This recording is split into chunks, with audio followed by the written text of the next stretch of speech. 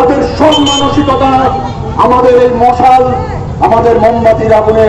ধুয়ে যাক, মুছে যাক, পুড়ে ছাড়খাড় হয়ে যাক। আমরা আমাদের ইন্ডোর স্টেডিয়ামের সামনে প্রতিস্থাপিত করে আমাদের শপথ রাখবো, যতদিন যতক্ষণ ভাবে ঘিটে দেওয়ার চেষ্টা করা হচ্ছে,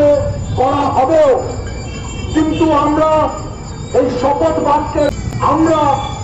এই পথ থেকে